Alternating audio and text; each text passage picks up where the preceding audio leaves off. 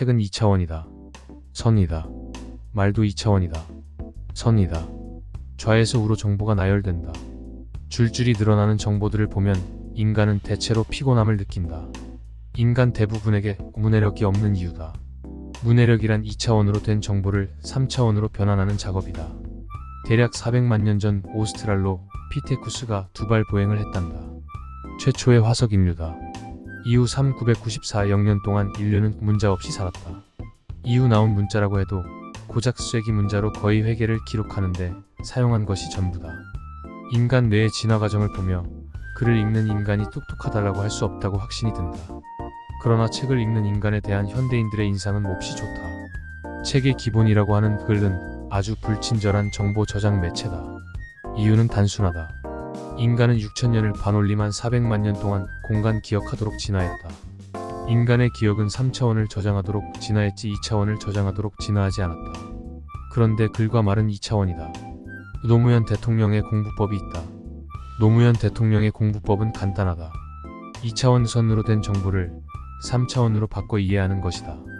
노무현 대통령은 암기해야 할 내용이 있으면 커다란 전지에 외워야 할 정보를 마인드맵으로 그렸다. 그것은 아주 효과적이다. 책이나 교과서 목차를 살피면 다음과 같이 구성되어 있음을 알 수 있다. 제목, 대주제, 소주제, 키워드, 그리고 목적. 대체로 이렇다. 제목은 전체를 아우른다. 무엇을 말하고자 하는지 제목은 크게 이야기한다. 이후로 커다란 대주제가 나눠진다. 대주제 하위로 소주제들이 이어진다. 소주제 이후로 키워드가 나온다. 대체로 사람들은 책을 피면 그것을 좌에서 우로 이해한다. 그것은 잘못됐다. 커다란 전지 가운데 제목을 적어보자. 제목은 5개의 대주제 가지를 친다. 4개의 가지에 5개의 소주제 가지를 친다. 각 소주제 가지에 하나의 키워드들을 적는다. 그렇게 그림으로 그리고 나서 가장 상위에 목적을 쓴다. 왜 그것을 알아야 하는지에 대한 설명이다.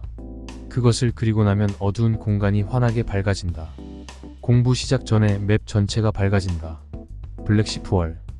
이것은 스타크래프트의 치트키 중 하나로 맵의 시야 전체를 밝힌다.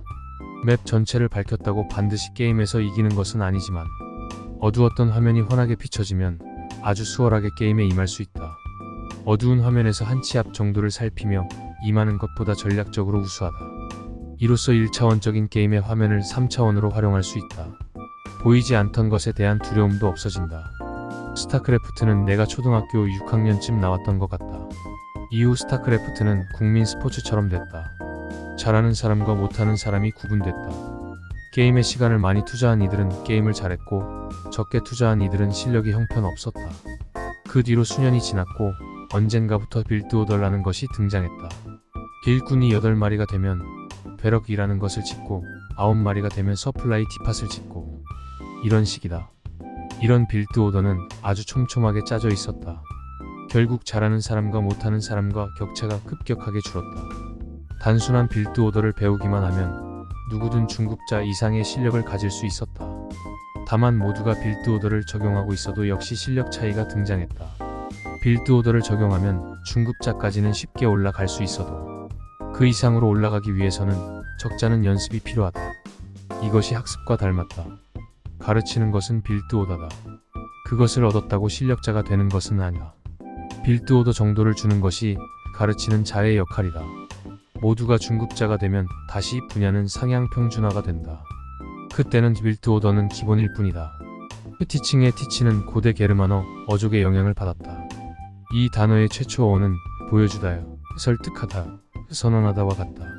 즉, 이는 주는 쪽의 일방적인 행위다. 배우는 쪽에서는 역시 수동적으로 받아들일 수밖에 없다. 코칭의 코치는 사륜 마차를 가리키는 코치에서 비롯됐다. 목적지까지 사람을 운반하는 일이다. 이것은 주는 쪽과 받는 쪽이 함께 같은 방향으로 움직이며 목적지에 다다를 수 있도록 인도한다는 의미로 바뀌었다.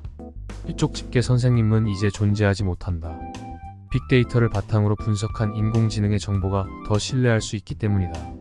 어린 층은 이해하지 못하지만 얼마 전까지는 지리를 잘 아는 사람은 꽤 능력자였다. 특히 택시를 운전하는 이들 중 지리에 빠삭한 이들은 더 빠르고 효과적인 경로를 찾아낼 수 있었다. 경로를 빠르게 찾고 지리를 잘 아는 것은 본질적 능력이 아니다.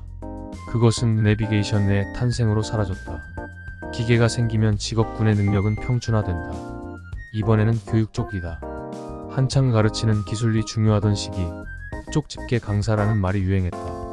가르치는 기술이 중요하던 시기에 잘 가르치는 선생님을 찾아 학생과 학부모는 따라다녔다. 이제 가르치는 기술은 중요치 않다.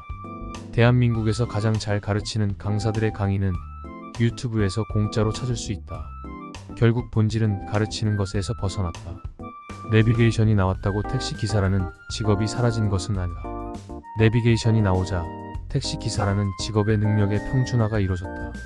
교육도 마찬가지다. 교육산업은 저출산으로 인해 큰 위기에 놓여 있다고 한다. 다만 생각해보면 이것은 큰 문제가 아니다. 저출산으로 인구가 줄어 큰 위기에 놓여지지 않은 산업군은 어디에 있을까? 인구 절벽으로 위기에 놓였기 때문에 교육산업의 전망이 어두운 것은 아니다. 교육은 결국 정보 전달이 아니라 사람과 사람 간의 관리다. 가르쳐주는 것 없어도 아이돌 공연장은 사람이 바글거린다.